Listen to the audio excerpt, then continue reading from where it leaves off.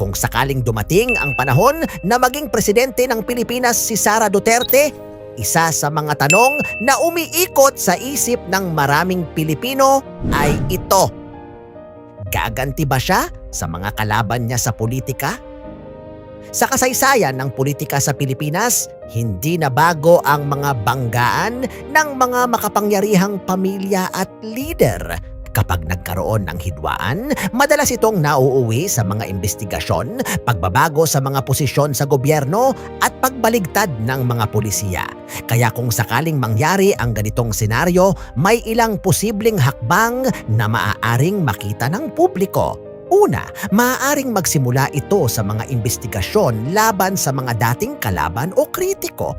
Bilang Pangulo, may kapangyarihan siyang magtalaga ng mga opisyal sa mga ahensya ng gobyerno tulad ng Department of Justice, Ombudsman at iba pang institusyon na may kakayahang magsiyasat ng mga kaso ng korupsyon o maling paggamit ng pondo ng bayan.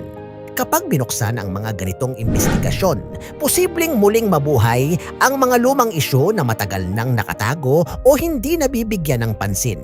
Ikalawa, maaari ring magkaroon ng malawakang pagbabago sa loob ng gobyerno. Sa tuwing may bagong administrasyon, normal nang napapalitan ang maraming opisyal na itinalaga ng nakaraang leader.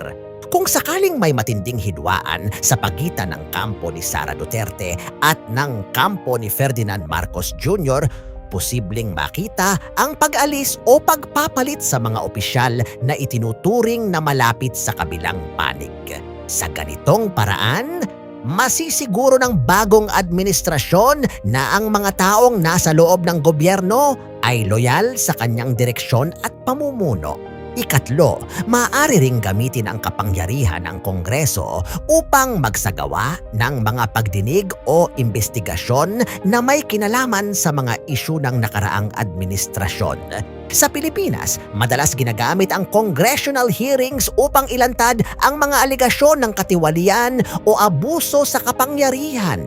Kapag naging sentro ng ganitong pagdinig ang mga dating opisyal ng gobyerno, maaari itong magdulot ng malaking epekto sa reputasyon at impluwensya ng mga kalaban sa politika.